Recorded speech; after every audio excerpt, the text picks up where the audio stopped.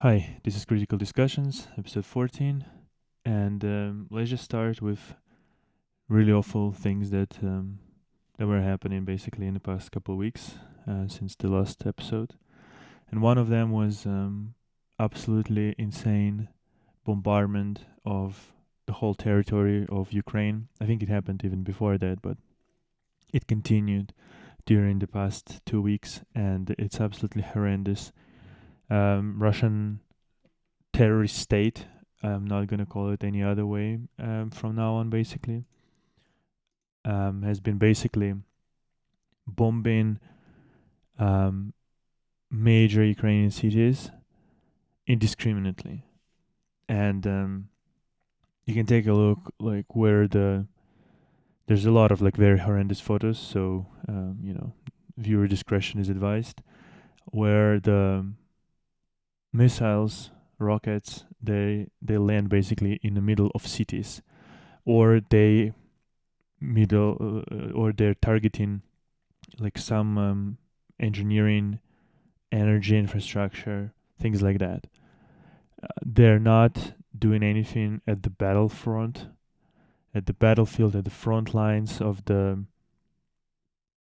this war. They're literally just being a terrorists who are bombing civilians, and unfortunately, quite a lot of Ukrainian people have died or were wounded during these couple of weeks, during these absolutely horrendous, yeah, rocket strikes on cities. It is, it is disgusting. It is absolutely tragic, and you can see that like a lot of these, like I said before, a lot of these rockets they land in the middle of nowhere, in the middle of cities, not nowhere, in the middle of cities. It's not a battlefield. The cities are quite far removed. Like the strikes were even occurred in Lviv, which is like western Ukraine. It's like thousands of kilometers removed from the front. So this is the photo from Lviv, and so it is. And by the way, the Russians they do not reject this anymore. So previously, if they would say like, "Oh, we don't do that," whatever garbage. Now they're not even hiding it anymore. Now they're not even hiding this anymore, and they're just straight up saying, "Yeah, we are doing this. We want fucking Ukraine to surrender, whatever." Which is not gonna happen, obviously, but yeah, it's horrible. Yeah, I can't imagine what it means to just like right now live in Ukraine. Like you're living in a, like I'm saying, in a city quite often far removed from the front lines of this war. Odessa, Ivano-Frankovsk, Lvov.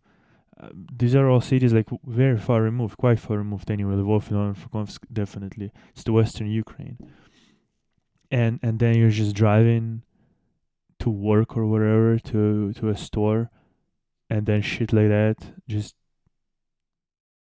ends your life. This is, I hope everyone who is responsible for this, and I'm not talking about just top, like I'm not talking about Putin, I'm not talking about like his accomplices at the very top of Kremlin. I'm talking about all of those vile pieces of shit who actually launched those rockets, those missiles, who actually dialed in coordinates and pressed the launch button. Because like you don't have to execute the fucking criminal order. That's like yeah, that's just like inhumane, and has absolutely no reason or anything like that. You don't have to do that. If you think somebody will send you to jail for 2 years, whatever, for not executing absolutely fucking terroristic war crimes, for not doing this. Like, listen, you like. I think this is a choice that you should make, and yet people are not making it. So, on this topic, there's been a good, um, basically, investigation by Bellingcat, by Insider, Der Spiegel. I'm gonna link it. I'm gonna link this article inside the Insider: Remote Killers Who is Guiding Missiles Towards Ukrainian Civilian Targets and How. This is absolutely crucial one to read because, once again, it's an amazing investigation by Insider, Bellingcat, Der Spiegel, and they've uncovered a lot of like actual people who did press buttons. That's why, yeah, that's why I'm saying like this is so horrendous because these are people, right? Like looking like whatever, right? Like not like absolute criminals or whatever. And what's even more bizarre is that there are women around them, amongst them. Like you would think that, women are less likely to kind of engage in this kind of a war activities and whatnot. And yet there are women there, several of them. There are pictures, there are family, there are surnames, names. They, look at them. Happy fucking faces, right? Young people as well. Women are young, guys are young, just several people, like probably all below 50 by the look of it. Or maybe like a couple people are around 50. The rest of them are 30, 40 years old.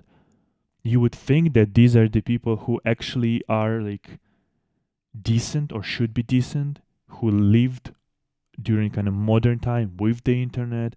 You would think that they have like more morals, more kind of better education, better kind of a globalistic view, um, feeling that kind of you're gonna belong first to the species of human, to like your earthling thirst, and then you are wherever Russian or whatever the fuck, and then you are whatever work you're doing.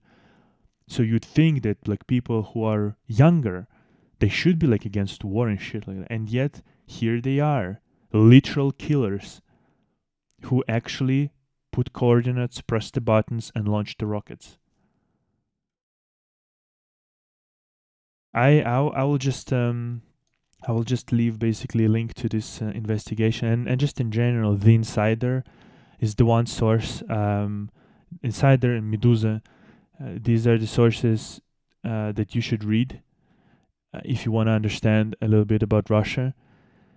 Especially because they both publish in at least some articles in English as well, so it's way easier, obviously, because you don't have to do Google translation and kind of be left with some like errors and lost in translation, basically things.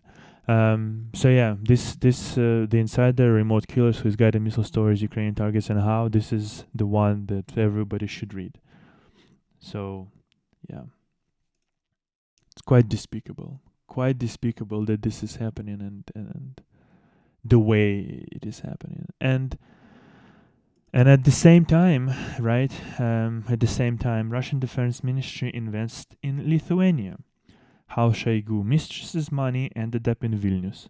I will just remind you one more time right now that Lithuania, alongside with a few other countries which we'll talk in a second, forbids Russians right now to enter their country. The Russians who flee mobilization, Russians who are against regime, and they are justifying it by saying that, well, first of all, whatever, we don't have to do this, but second, it's kind of a national interests, whatever, blah blah blah.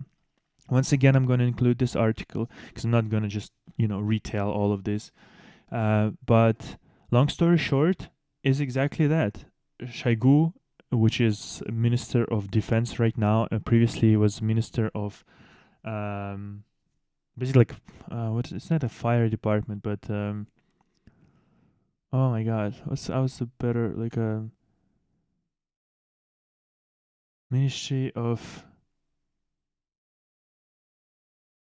oh my god, what's the how? Wait. It's basically like it's kind of fire department, but not really fire emergencies. Yeah, sort of like emergency situations. МЧС is the Russian word, Министерство по чрезвычайным ситуациям, for extraordinary situations, basically, but the emergency situations. So he was the head of it previously. Absolutely fucking. I talked in previous episodes about the fact that this ministry of emergency, basically situations of emergencies, doesn't have like firefighters do not have uniform, proper like helmets. They cannot produce helmets in Russia, stuff like that. So he corrupted that fucking agency by building, but yeah, just stealing fucking money. You know, he's got mansions and shit like that on in the amazing sort of parts of around like Moscow, wherever. And now, yeah, his mistresses, not even like his like real family, basically, but his mistresses having made like millions, if not billions, of dollars, and they're in Lithuania.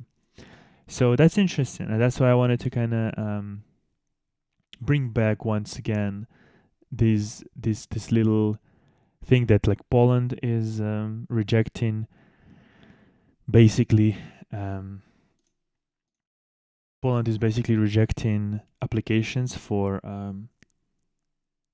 what is it? Oh my god, my brain cells are slightly dying today. For residency, basically, because it's like a sort of how they explain it anyway, is a security threat, which is, I don't know. People who are running away from Russia because they don't want to be mobilized and die for Putin in this war are not a fucking threat to you. Shouldn't be. So that's like this. The Poland is doing this. Estonia is doing this. Denies basically entry for people who are fleeing Russian mobilization. So think about it, right? Like think about that. You hate your fucking country.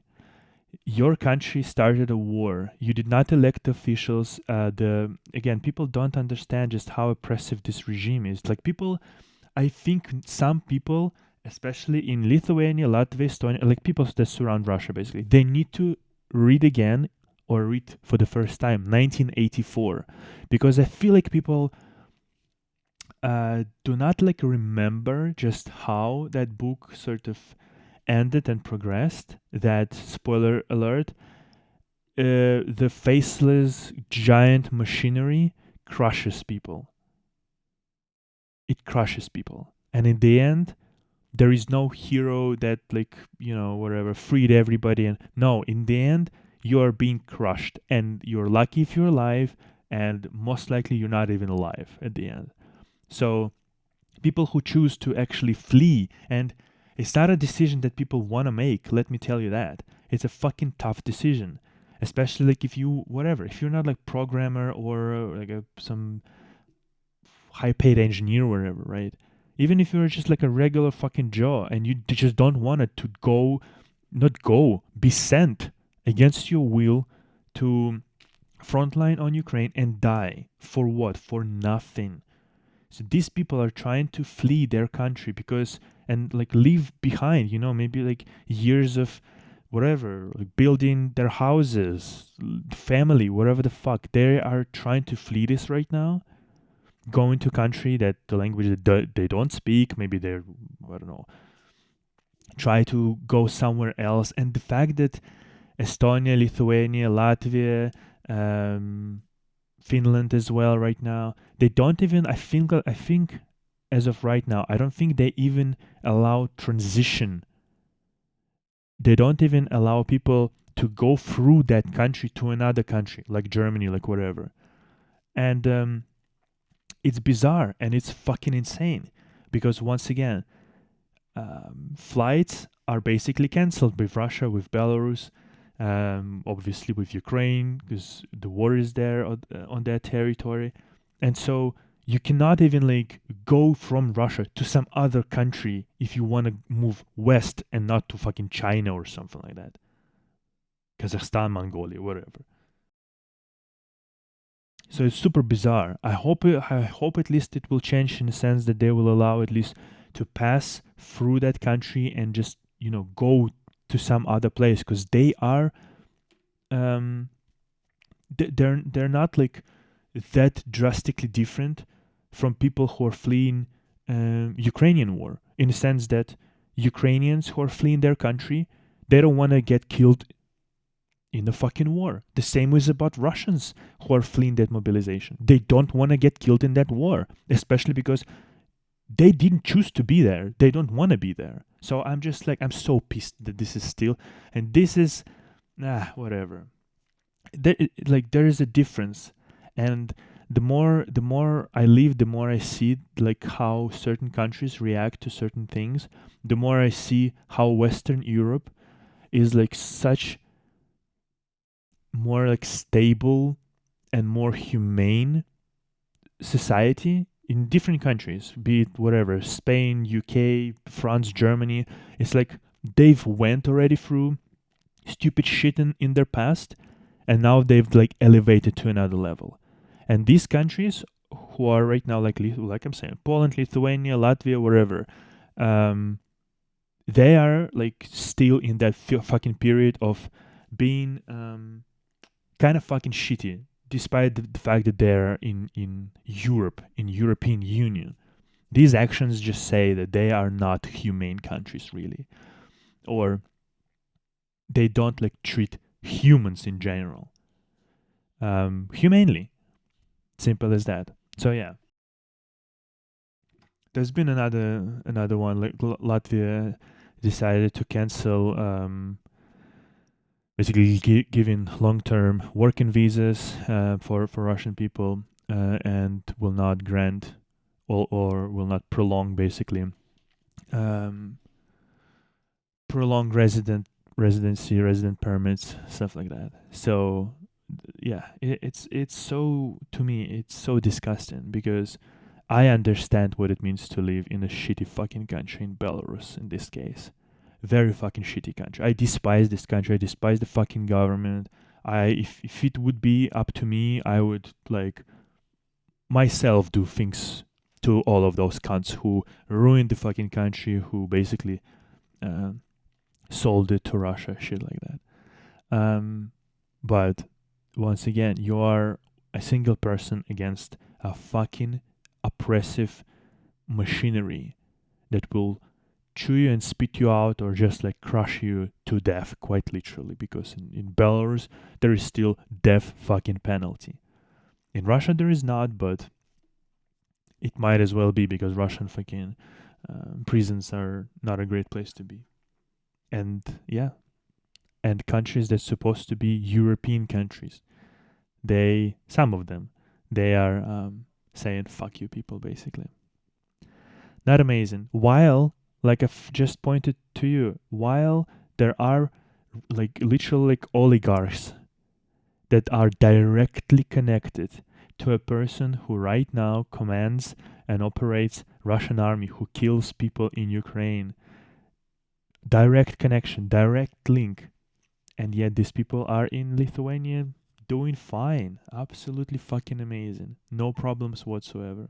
So yeah, I think it's super hypocritical. I think it is insane that this is the world basically that we're living, because yeah, it's yeah, whatever. Okay.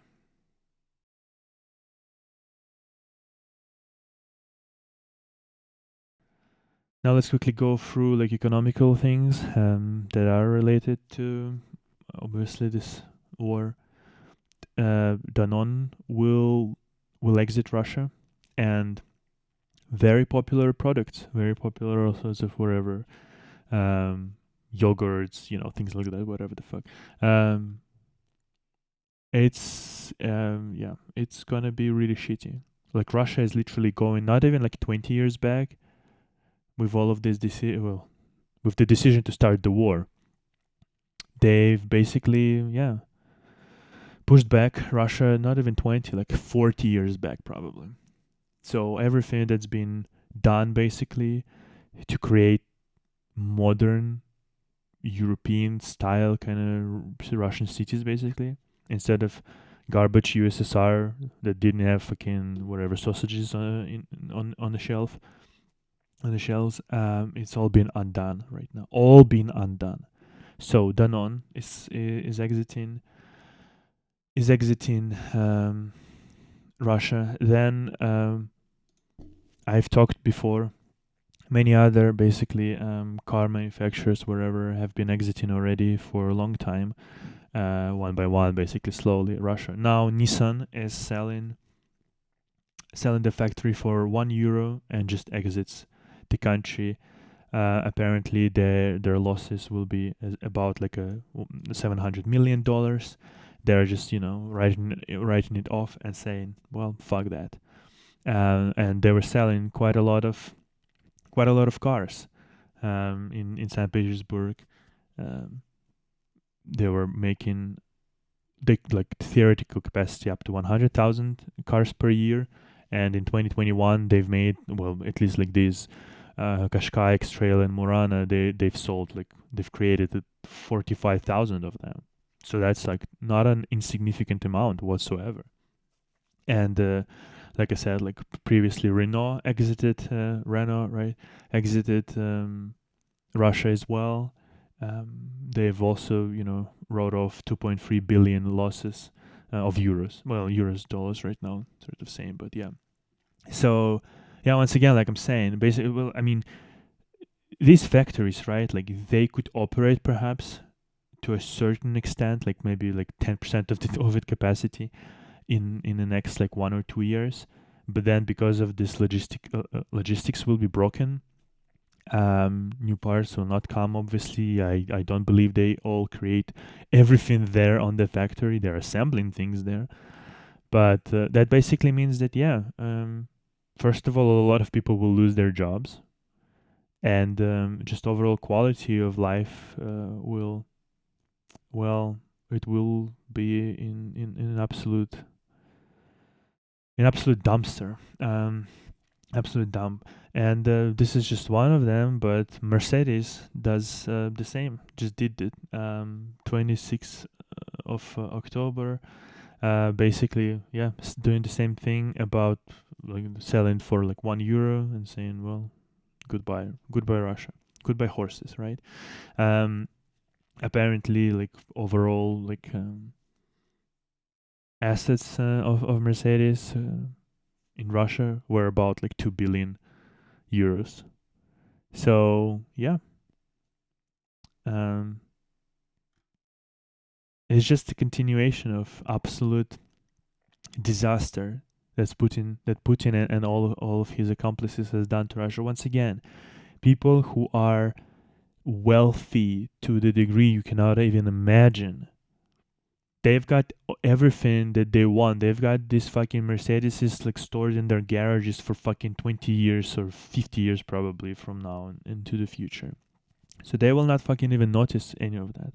And if they will, they will probably take like some whatever military plane, fly to some Dubai fucking shit or whatever garbage country, and just put several cars of like high fucking luxury cars in a plane, and we'll just deliver it to the Putin or fucking Shoigu or whatever other cunt that would want some opulence like that. While regular people who are trying to flee the fucking country, who want to send them to death, they are not allowed in Europe. Cool story. All right.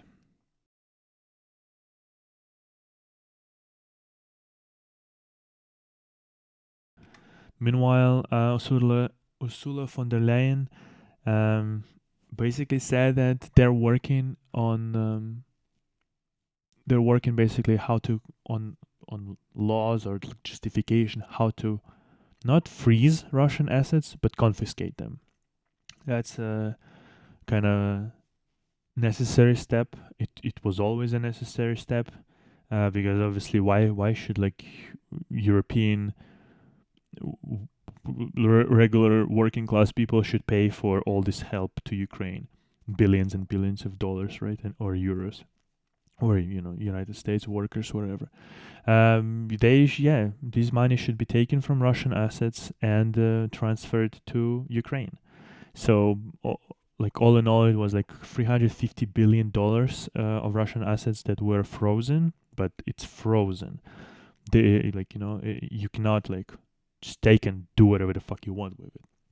But now they are trying to create laws or create justification, to perhaps use some laws that already exist, to basically, do just that.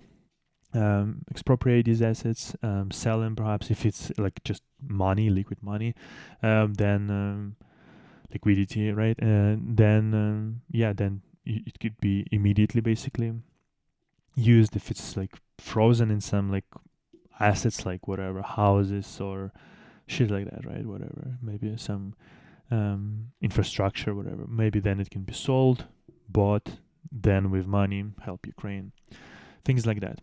Like I'm saying, this step was necessary. This step was always coming. So yeah, it's understandable that now they're like really thinking about this and working basically on the basic like law framework how to do this. Yeah. And as I was talking about, I wanted to actually find this news and by the way, the KFC is also exiting Russia. KFC is also exiting Russia. They will basically give this or sell this their franchise to someone in Russia, but as it is with who is it? McDonald's, I think, right now, right? The quality will drop.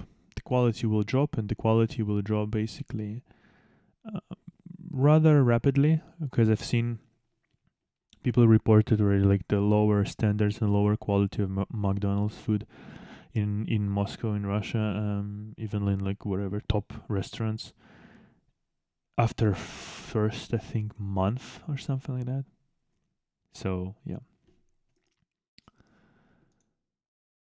Okay, so let's just quickly talk about six country in European Union closed their borders for Russians, and it is Czech Republic, which is something of a country that I thought is probably closer in their mentality to Western Europe, to somebody like Germany or Austria, rather than to Eastern Europe.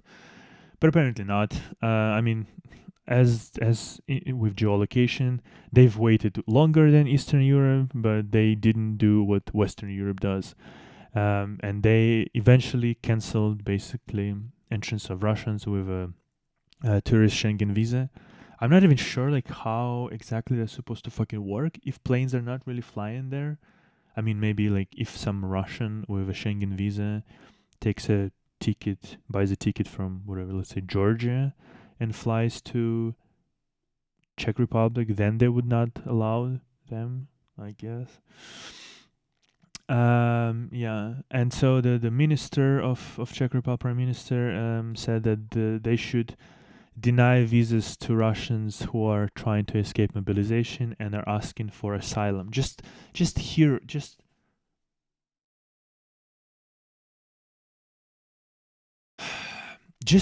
this, like think about this. A person is leaving everything fucking behind and asking for asylum, and you're saying that your country should deny a person asylum. Do you think people just go in and asking asylums left and right for no fucking reason? This is the cunt who's saying this. No, this is a minister of foreign affairs, but I'm assuming he's also saying the same thing. But whatever. The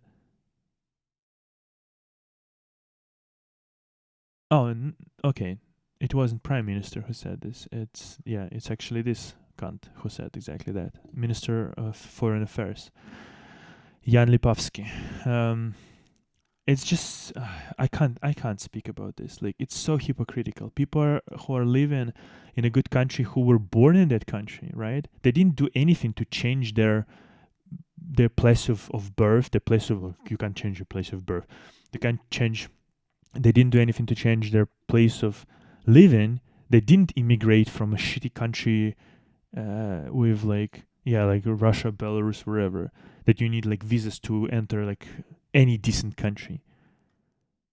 And they will be telling people who are fleeing death, they will be telling them, fuck you. This is, once again, it is an amazing litmus test which countries to like people like who have brains should never think of as their like potential place of residency. This is just exposes all of those cunts. I kind of like it for that. Obviously, I would prefer for the war to have never happened, and we would all think that Europe is actually good and all of the European countries are amazing.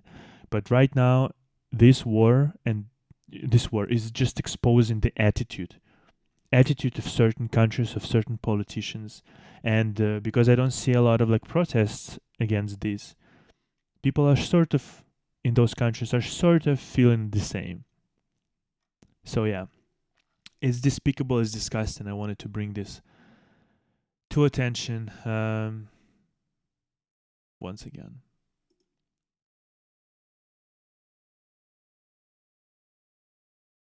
All right.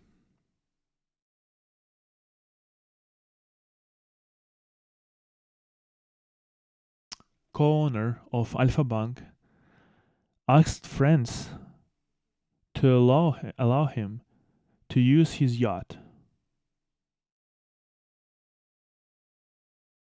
People are fleeing mobilizations and countries deny them to enter, while Alexei Kuzmichov asked the authorities of France to use to sail on not sail, okay, it's not a sailing yacht, but whatever, you understand, La Petite Ose second around the Riviera, right? This is like you could like if people would be writing shit of this nature in some books, movies, wherever. There's like watching the movie Idiocracy, right? Like you can't make that shit up, and yet this is the reality. And what's interesting is that he already won one case about his other yacht, Le Petit Ours, or wherever. I don't know if it's pronounced like Le Petit Ours. If ours is actually a bear in French, it's like whatever.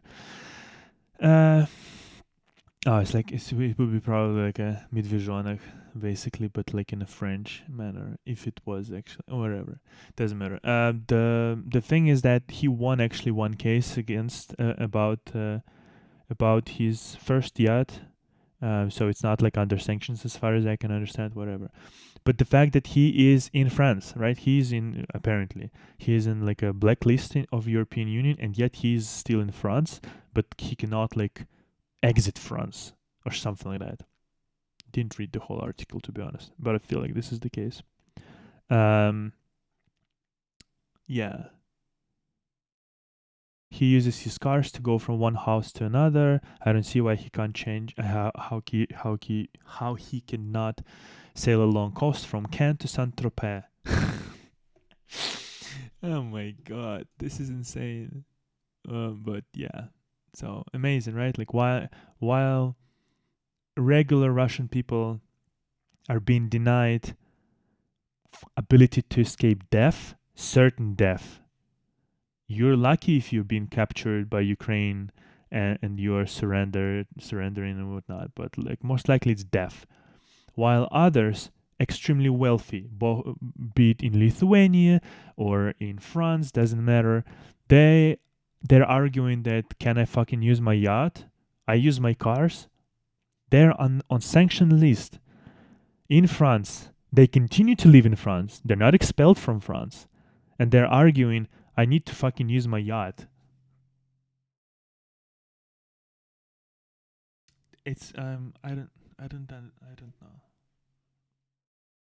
I just don't know. It's like, yeah, I'm basically speechless. European Union will send Ukraine 1.5 billion euros per month, although Ukraine was asking 3 to 4, and apparently the rest, 3 to 4, will come from perhaps like United States and other international financial organizations. So they're just helping basically Ukraine to function, to continue to operate. This is not like war. This is not like military money. This is just assistance to continue the government running, basically to pay pensions for like post office to work, things like that. So it's interesting. It's obviously good, but yeah.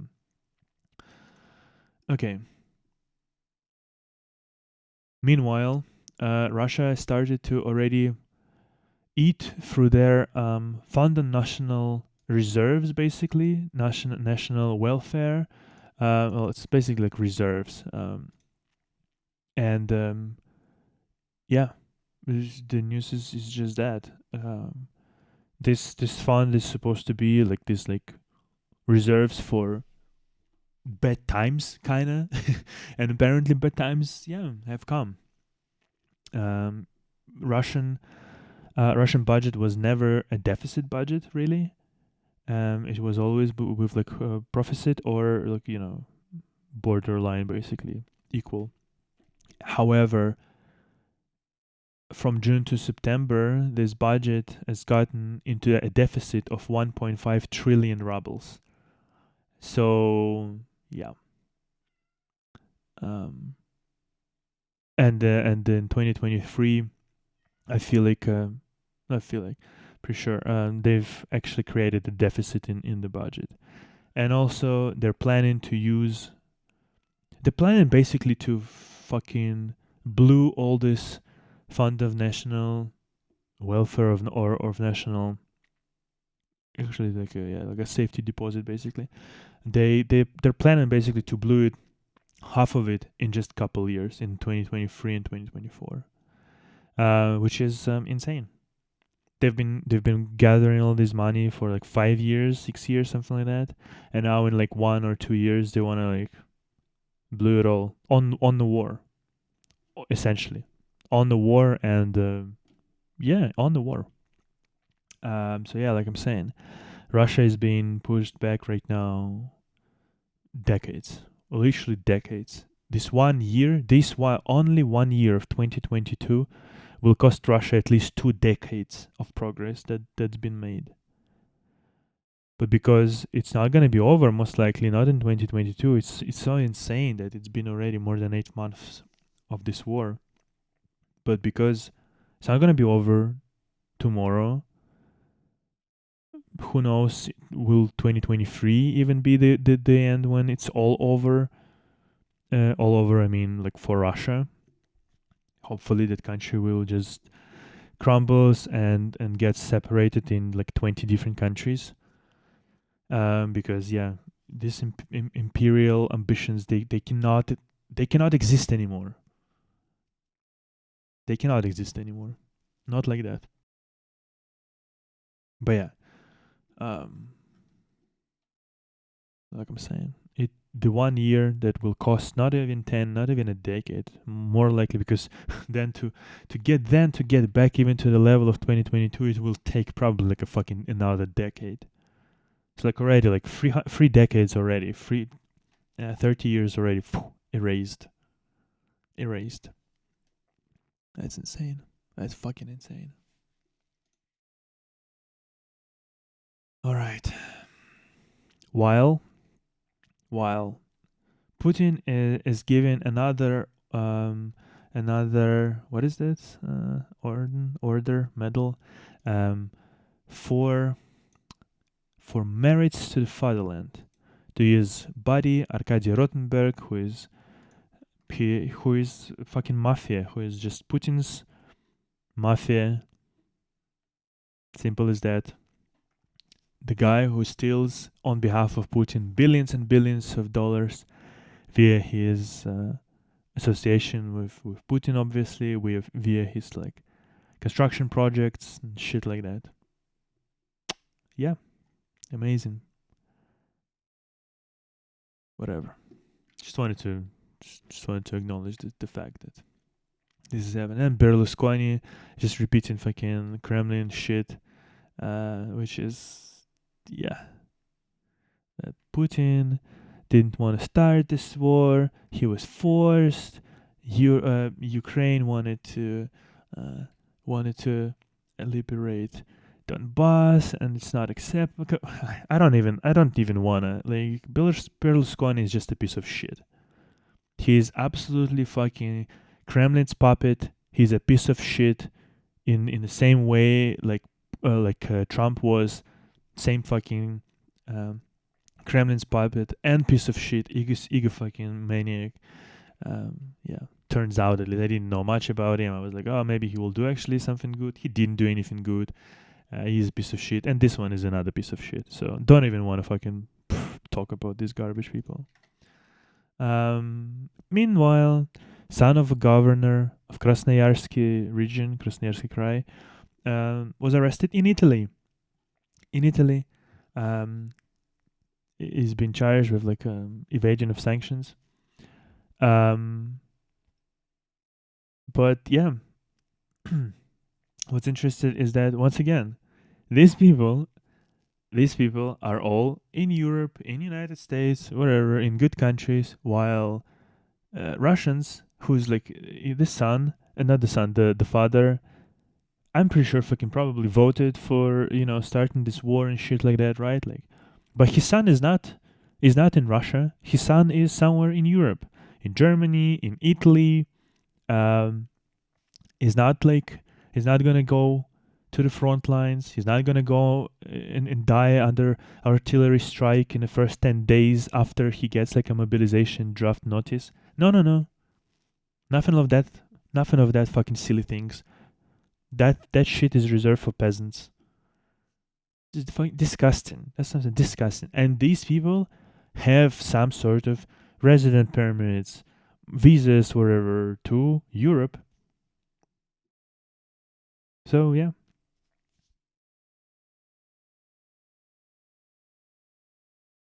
Luckily, they will be apparently prosecuted and probably sent to United States, extradited to United States. Most likely, feels like that. But yeah, and with them, with Alexander Uz, they were arrested Yuri Orechov, Svetlana Kuzugasheva, Timofey Telegin, Sergei Tulyakov. I don't fucking know who the fuck they are, to be honest. But this is just the class separation that the West just doesn't pretends it's like that monkey, right? Like don't see, don't hear, don't talk. And so yeah, wealthy fucking Russian oligarchs, welcome to London, welcome to wherever fucking Lithuania, welcome to Germany, whatever the fuck. And yeah, if you're a peasant who's trying to flee from instant death, basically, no, fuck you, go die, or go somehow and fight against 100,000 or more even of Rosgvardia, of basically um, personal Putin's army, or not army, but like bodyguards, more than 100,000 of them. Go fight all of them, kill Putin, and then liberate Russia. Because yeah, either this is your choice or death, because we will not grant you ability to escape death. Thank you, Europe. Certain European countries. Let's not say whole Europe.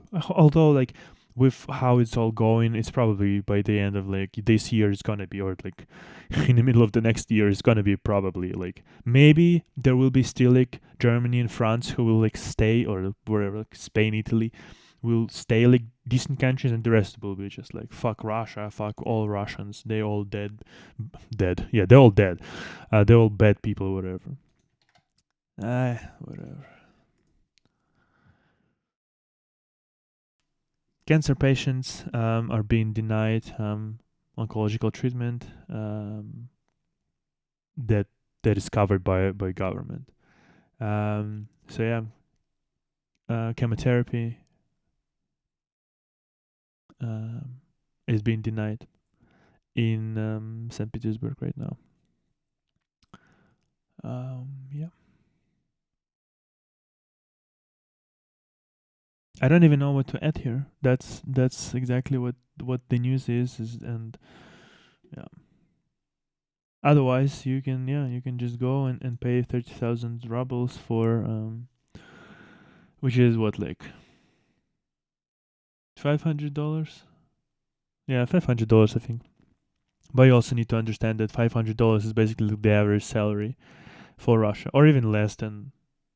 I mean, or even more. I mean, if we actually exclude probably like St. Petersburg and Moscow, $500 will be probably more than the average salary for the whole Russia. So basically, once again, so if you are in this absolutely horrendous situation where you have cancer and you need chemotherapy, you can pay your whole monthly income or die. Or die.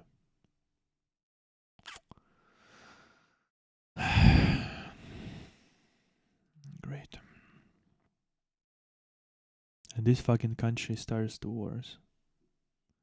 This fucking country starts the wars. While also every seventh person in Russia said that they don't have enough clothes, enough money to buy a winter clothes. 14% of people are planning to take a loan, to take a credit to buy warm winter clothes.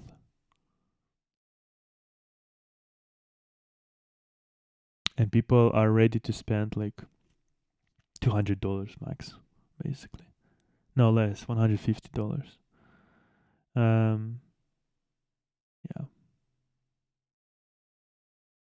That's just it's depressing. It is extremely depressing. It's super sad that this is the actual state of Russia.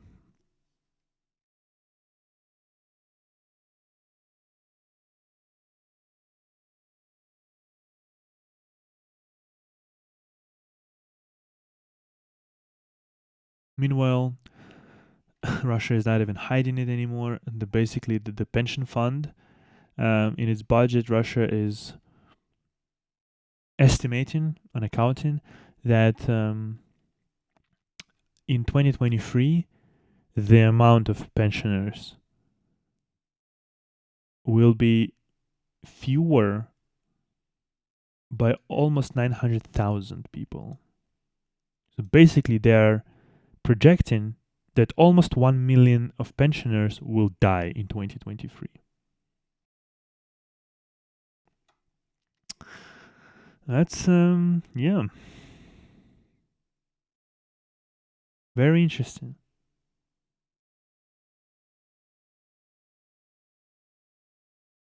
Almost a million. They're projecting this.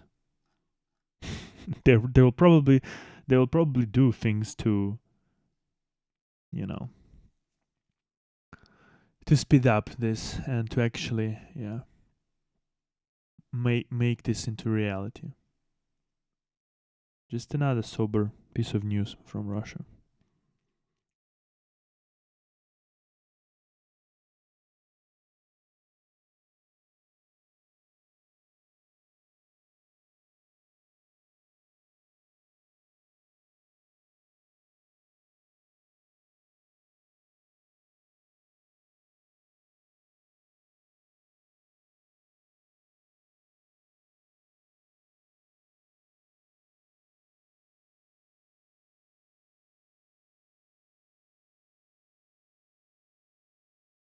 Kadyrov is basically calling for jihad against Ukraine, and he was basically he recorded like a 30-minute fucking video in his Telegram, and I don't understand how his Telegram is still not banned.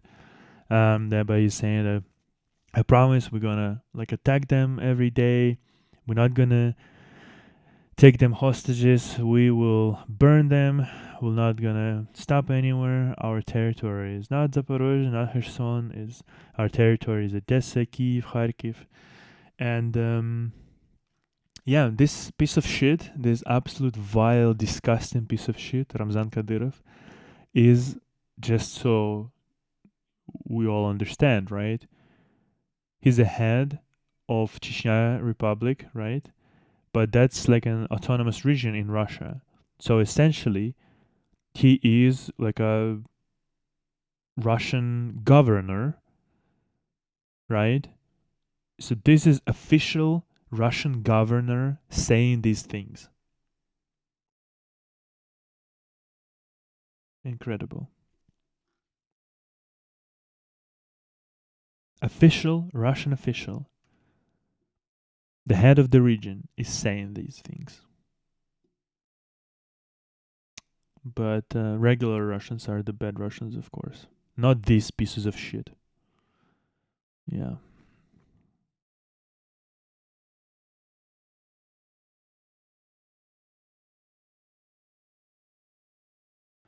All right, let's just quickly talk about Russian mobilization, just to end this stream. Basically, Putin basically ordered to change migration laws.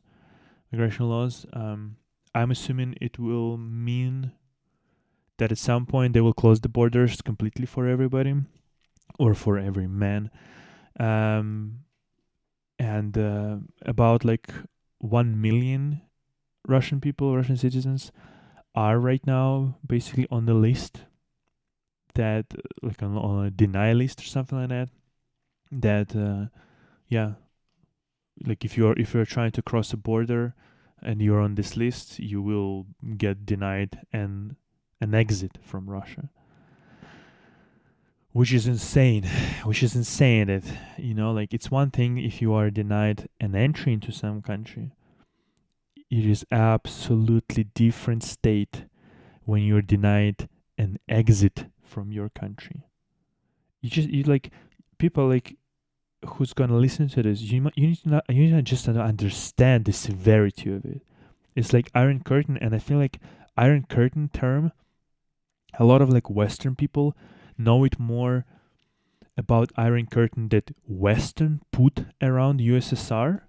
But as a Belarusian person, right, as a person who lived, I didn't live like through USSR, but I read the history and all of the things, right? And so to me, Iron Curtain has always meant the Iron Curtain that USSR has created inside itself, how they themselves blocked their own people to go to some other states, um, to just flee the country, frankly.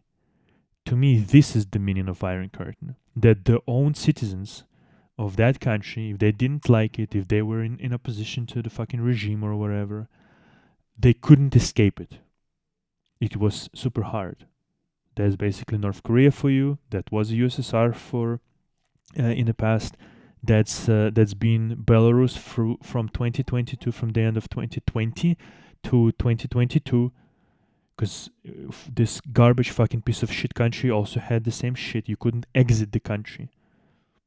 Like due to pandemic, like nobody really like allowed you to enter the other country, but you couldn't exit your own fucking country. Which is why like I was fucking trapped here. I'm still trapped here, but the fact of the matter is exactly that. Like I couldn't escape my own fucking country. The same is now happening in Russia to a lesser degree, but it is happening. And it's absolutely disgusting. And this is, by the way, why I'm not like showing my face. I'm not talking who I am. I'm not actually saying like my name here or whatever, right? You're watching critical discussion or listening to critical discussions. We're discussing the news, but this is all because I am in Belarus right now, and I'm heavily criticizing the oppressive regimes that are in these countries. This is the only reason why like, I would want to build an audience, build like a little like podcast situation, whatever, by just having a presence, making videos with like me in a frame or whatever. However, I cannot do this. I am doing this right now to document certain cases, to preserve it for the future, basically. Preserve this, just preserve this little thing, right? Via the audio, via the video. But I would want to do more of this, but I cannot. And I cannot certainly do it under my name and showing my face because I am still trapped in this fucking country that has a death penalty, mind you.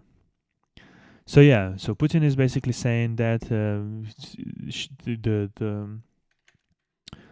his ministers should revise and rewrite basic laws, and yeah, I'm thinking that could be that in the next couple weeks or a month they will completely sort of limit the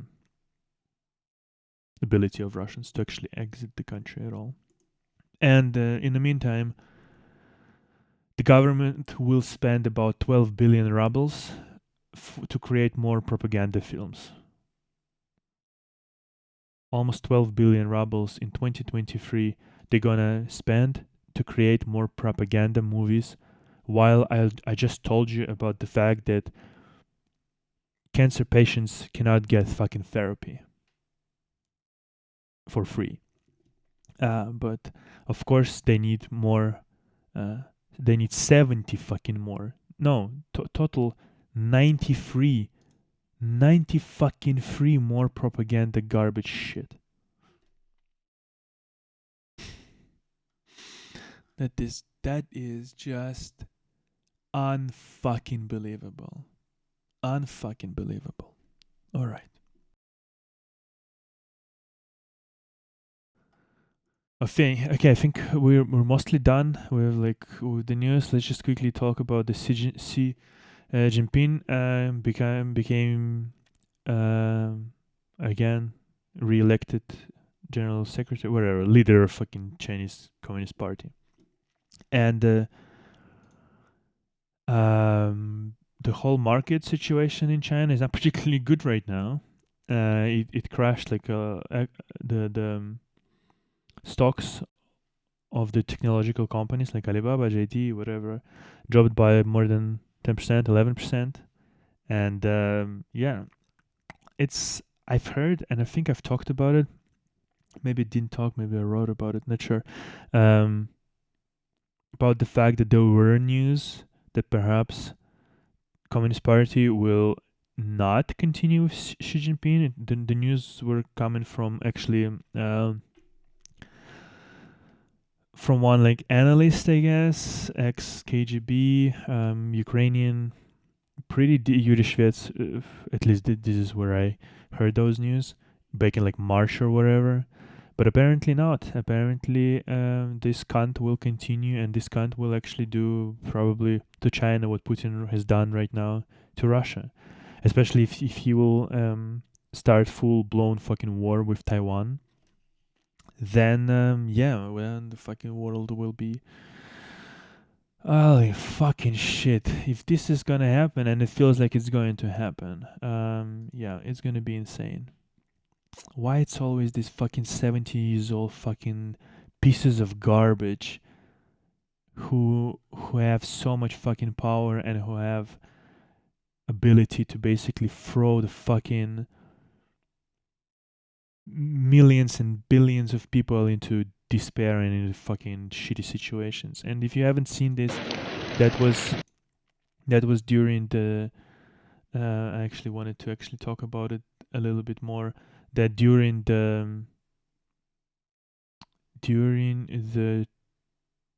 I guess Communist Party, whatever the fuck was that, a consortiums, I don't know.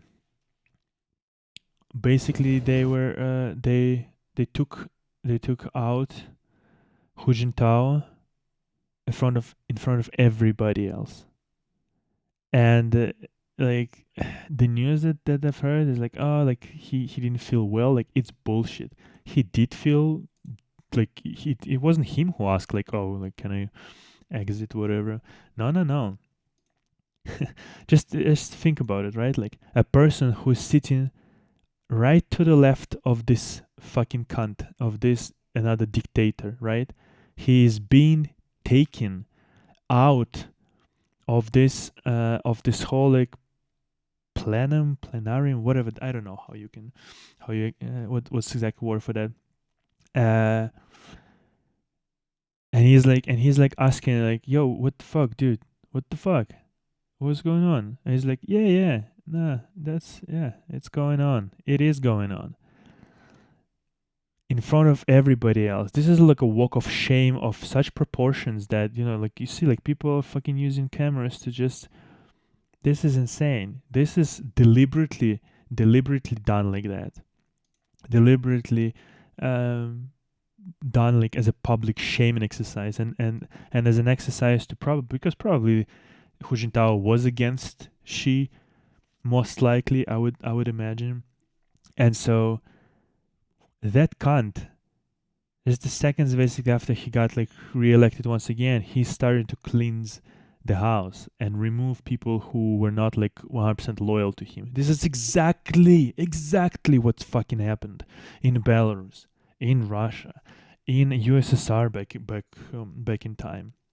Like, I just would wish that fucking the whole world would stop trading with China, stop giving them their technology, take out all the manufacturing from that fucking shitty country, move something to India, move something to back to home, whatever. Just like stop, because you are just the world is just doing the same fucking things over and over and over and over again. They're propping these absolutely atrocious regimes, and then they're dealing with consequences of these atrocious regimes. Like right now, people in Europe, especially in Germany, are dealing with consequences of Angela Merkel's brain-dead decision to put the whole fucking Germany onto gas needle from Russia, from Putin, instead of continuing with their nuclear energy and things like that. And now, like, you see inflation, you see energy problems, you see all this kind of shit that's a direct cause of her actions, and she is not even fucking she's not like taking responsibility for those actions. What a cunt. This is insane that she doesn't take any. No, I think it's like she's saying, no, I think it's like I was doing everything correctly at the time. What a cunt. This is insane. No regrets whatsoever. Piece of shit, really. So yeah, basically I wanted to talk about this little situation because I've heard rumors that maybe this cunt will not become, but he did become third time like ruler, and it's not gonna be good. Not at all. So yeah.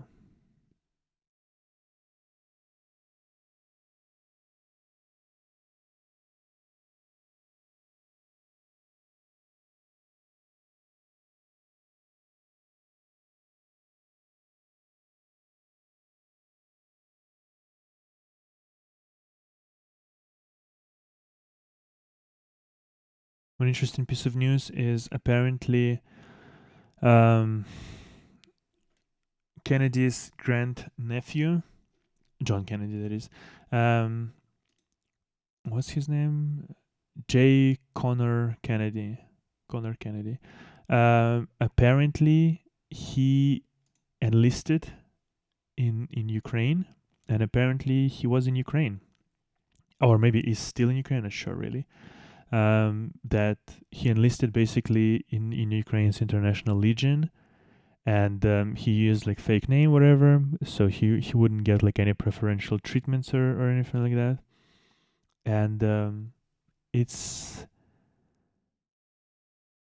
frankly, I don't know, like I'm not that kind of a person, to be fair. But it's, I don't know if it's brain or if it's brave or is it stupid, to be honest. But seemingly he's alive.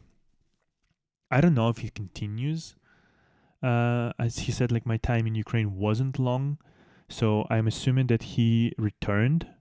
So he kind of enlisted, served some time there, and then returned back. This is how I at least understood this whole post.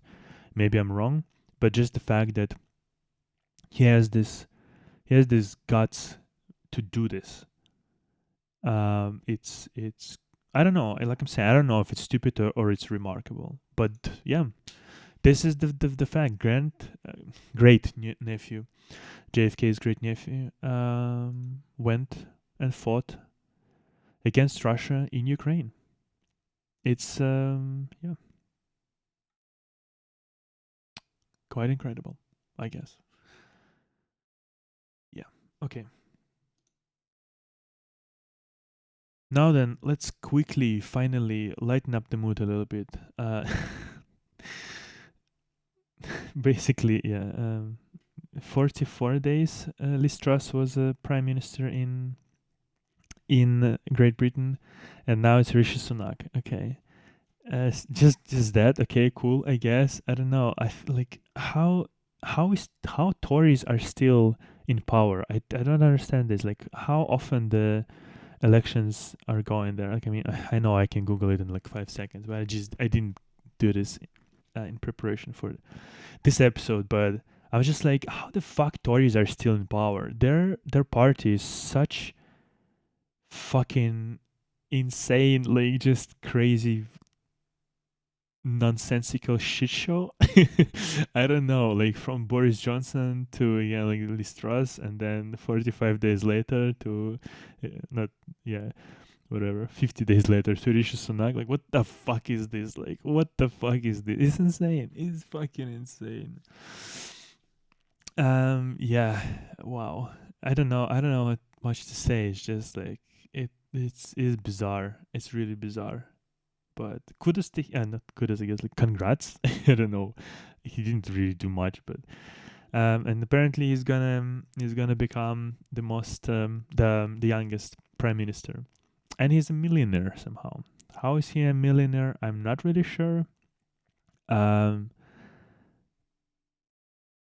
He has a wife, Akshata Murthy, who is a businesswoman, and a daughter of Indian billionaire. Okay, that's okay. That's how he's okay. Has like whatever. Okay, good for him, I guess. I don't know. Is he gonna be like the shitty as the rest of them? I don't know. Okay, let's talk about one thing. And there was this video. There was this video about basically crossing. Like this is in China. This is Yangtze River, the longest river in China. This is in Wuhan. Again, Wuhan. Fucking shit. And a person is basically crossing it on foot. On foot. Yeah. And there is no water whatsoever. Judging by like the look of it, I don't know. Like, it's sand here, and it's like the sand that would be on the beach rather than on the actual like bottom of the river, because there's no mud, no anything, right?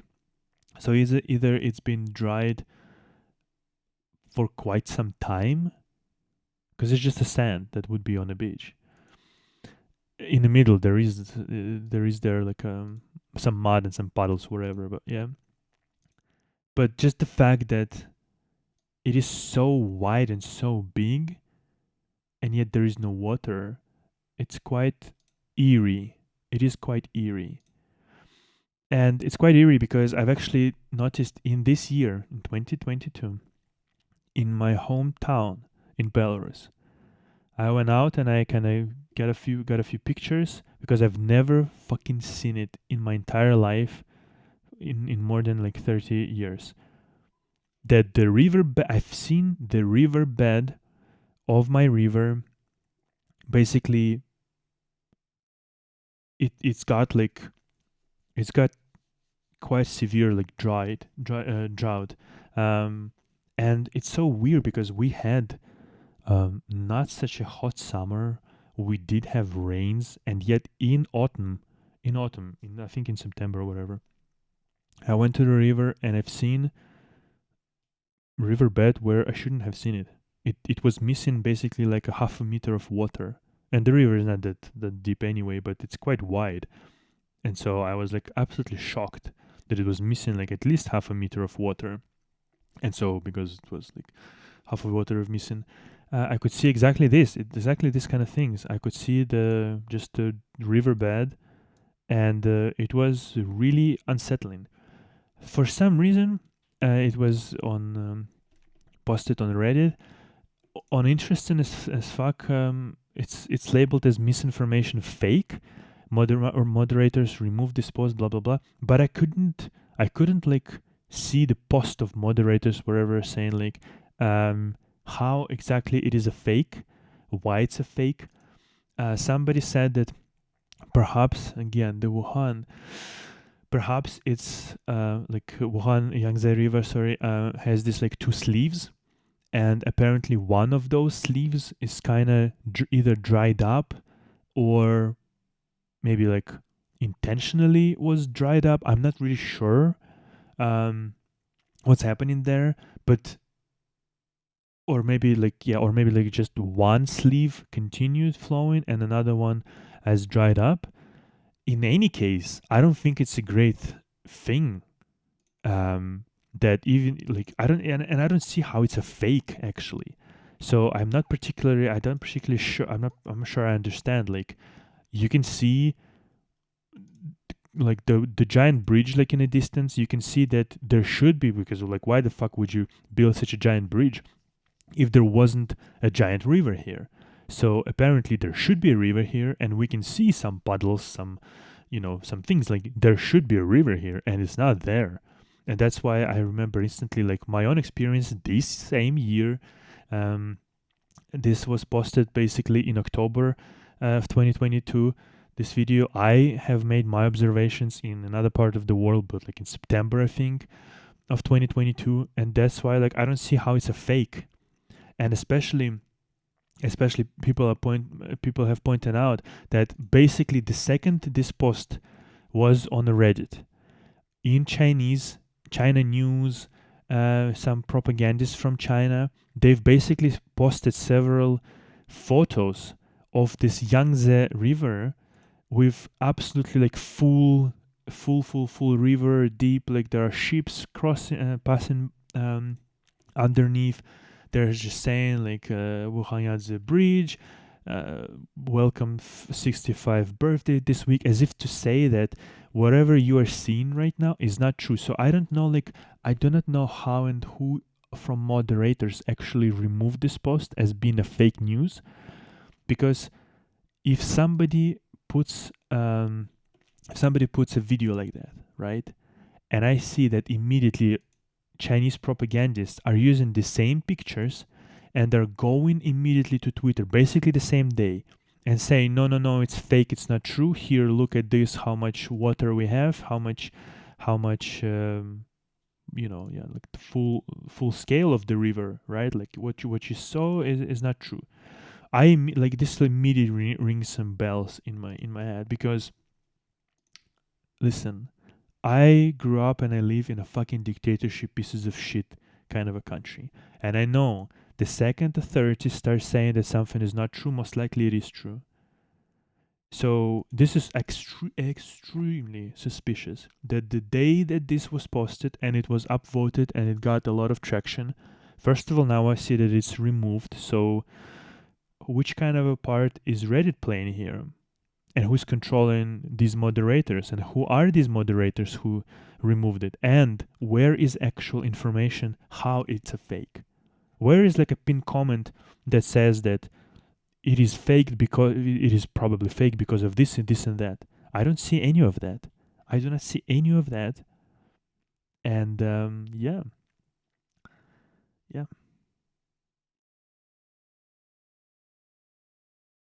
I don't like there is something going on. Obviously I'm not in China. I will never go there unless the garbage, Communist Party falls apart, just because, yeah. But they're lying, they're lying. Somebody's definitely lying. And the fact that Reddit removes that video or like blocks this post, this is suspicious to say the least, right? So yeah, I just wanted to bring this to attention because I want to also talk about some other stuff in the world, not only the things that are happening in Russia, Belarus, Ukraine. So yeah.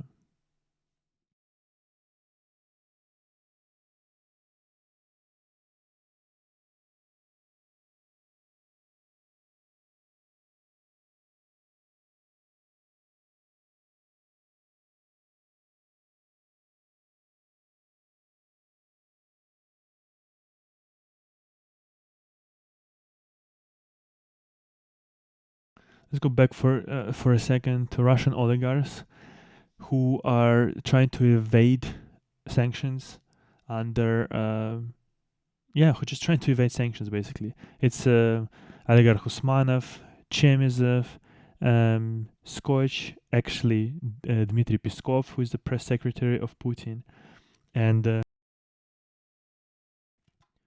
um, Bridgewater's Bridgewater's company is creating basically obfuscated kind of ways basically for these Russian billionaires and oligarchs and just general pieces of shit to evade sanctions. I genuinely don't like Wall Street Journal because of that long gone basically right now article about PewDiePie. As if he's somehow like a fucking whatever racist or whatever garbage just because he made a bad joke, and that actually started the whole apocalypse on YouTube and forced YouTube to change the laws of not the laws but their rules, terms and services, and who can get monetized and who cannot get monetized. It was all in 2018. It's called Apocalypse. I'm pretty sure Wall Street Journal was one of those cunts who actually started this, and that's why that's because of them I cannot like monetize my channel. I fucking hate this publication, but when it's a good article, it's a good article. So I encourage everybody to go read this article. I will put all these articles, like very big and important ones that I've mentioned. I will put them all like in description, links, wherever. Basically, yeah, it's a fucking it's incredible. It's incredible. Everybody should read this because apparently Panama Papers didn't expose enough, or maybe exposed a lot of like people from the West, and not a lot of people know, care, whatever, understand about Russian oligarchs, not Russians, not Russian people, Russian oligarchs, those who are Putin's mafia. I mean, the fact that fucking cunt, Alisher Usmanov, apparently owns Airbus A340 for $350 million. This is like, this is insane. This is insane. That cunt invested $170 million to $75 million in the laser stepper quaternary. Yeah.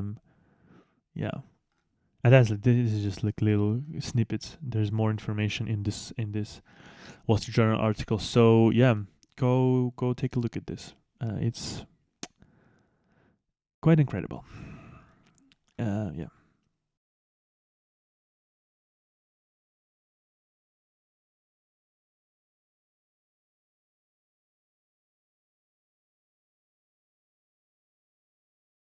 Okay, and I think we're gonna end today's episode on the fact that PASE or Parliament Assembly of Soviet of Europe, right? Parliamentary Assembly of the Council of Europe. Sorry, has acknowledged Russia as a terrorist state, which is pretty remarkable, pretty remarkable, and this should have been done. This should have been done a long time ago. Further, this is the document 15631 from 12th of October 2022, final version. Further escalation in Russian Federation's aggression against Ukraine. That was after Russia annexed is in air quotes because half of those territories are probably already freed by Ukraine. but technically annexed territories, other territories of Ukraine, such as like Zaporozhye region, Kherson region, so on and so forth, right? So what's really interesting, like I'm saying, is those amendments basically into those documents. The final resolution reads, it's off the paragraph, Amendment 10 of the paragraph 3 reads that the Russian political parties that have been previously voted, previously voted for illegal decisions and encroaching on the sovereignty and territorial integrity of Ukraine and other countries shall be treated and recognized as groups and entities that facilitate terrorism. This is incredible wording, and yeah, this directly sort of affects those in parliament, in Russian parliament, who voted for this garbage, which is great because once again it means that like they can be also kind of directly held responsible for those atrocious things that they've done. Now then, with the indiscriminate attacks, and Russia started these attacks basically on Ukraine with this appointment after the Crimean explosion and with the appointment of Surovikin, this absolute monster of a piece of shit. And Russia aims to advance its terrorist policy to suppress the will of Ukrainians to resist, defend their country, provoke maximum harm to civilians. It is amazing. This is first very big step to actually acknowledge Russia as a terrorist state across whole EU, United States, and so on and so forth, right? And especially amazing and it actually passed, right? So recognize political parties as groups and entities that facilitate terrorism, right?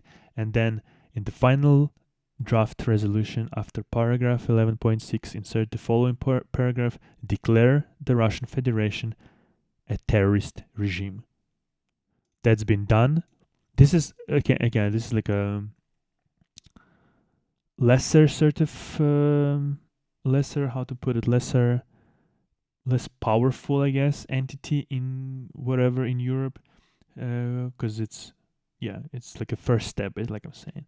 But the fact that there are wording exactly like that is great. I think it's it's been needed, and it is there right now.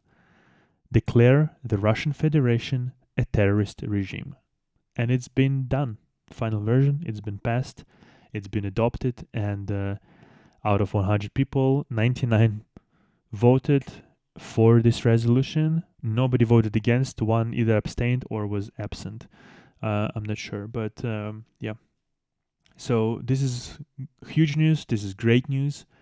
And once again, it could be like a first step in conjunction with what we were talking before about the fact that Ursula von der Leyen was also saying that we're like developing legal frameworks to actually expropriate Russian assets, completely confiscate them, and not just freeze them. And I think this is all like working in conjunction right now, and that's what I'm saying. Like that Putin and all his mafia and all those cowards who actually allowed him to become this powerful, and also cowards who decided to frankly not just kill him right now in 2022. I'll be very frank. Just whatever in Siloviki, whatever the fucking intelligence services, whatever those cunts, those who decided not to kill him and not to just like not start basically even this war, they all should be recognized as terrorists, as or at least like facilitators of terrorism. All this fucking KGB, FSB, fucking GRU, all those garbage fucking millions and billions of secret special whatever fucking agencies that Russia has, all of them should be held accountable. So yeah, that's a good start. That's amazing. And I think for today, I think we're gonna call it quits. And thank you for listening. Thank you for watching. Once again, criticaldiscussions.net. I'll just remind everybody that you can subscribe there. All the links are there. I would really appreciate if you can donate even a couple dollars. Would really, really deeply help me. Once again, I'm stuck in this Belarus, in this shitty fucking country, and I would really love to, at one point, at some day, before it's too late, to actually escape this fucking shit place. And for that, obviously, money are needed. So yeah, if you can donate, help this channel, this medium, this thing that I'm doing here, I would deeply appreciate it. Okay. I think for today, we've covered quite a lot of things. And once again, I really encourage you to read articles from The Insider and Wall Street Journal. They're all going to be linked in the description. And so, yeah, talk to you other time. Okay, bye-bye.